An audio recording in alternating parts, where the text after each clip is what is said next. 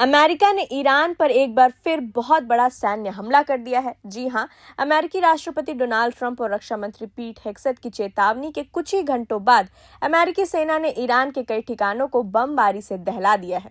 Iran के सिरिक और मिनाब इलाकों में इस वक्त भारी धमाकों की खबर आ रही है।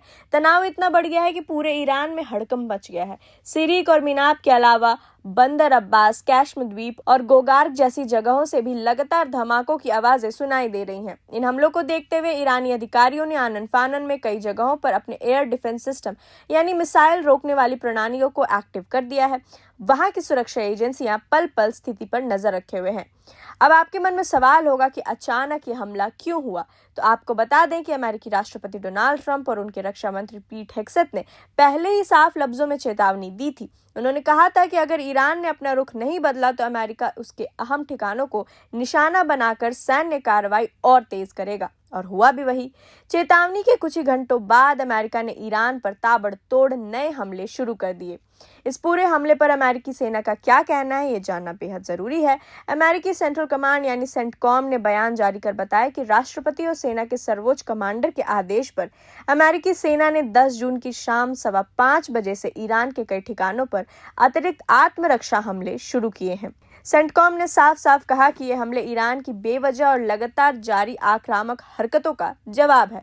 अमेरिकी सेना के मुताबिक उन्होंने ये कार्रवाई पूरी तरह से आत्मरक्षा में की है, ताकि ईरान की तरफ से जो खतरे पैदा हो रहे थे उनका सही वक्त पर जवाब दिया जा सके।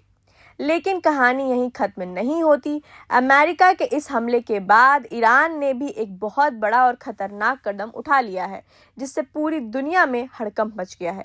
ईरान की टॉप जॉइंट मिलिट्री कमांड ने गुरुवार को यह ऐलान कर दिया है कि उन्होंने हॉर्मुज स्ट्रेट को पूरी तरह से बंद कर दिया है। हॉर्मुज स्ट्रेट वो समुद्री रास्ता है जहां से दुनिया का बहुत बड़ा बिजनेस और तेल के जहाज गुजरते हैं।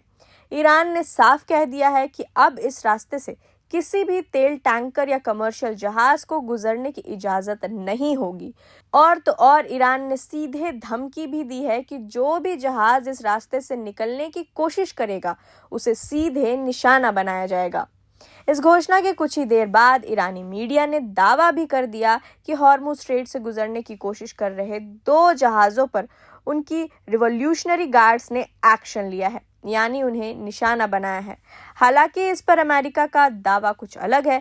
अमेरिकी सेंट्रल कमांड यानी कि सेंटकॉम का कहना है कि ईरान चाहे जो भी दावा करे, लेकिन हॉर्मुज में जहाजों की आवाजाही अभी भी जारी है।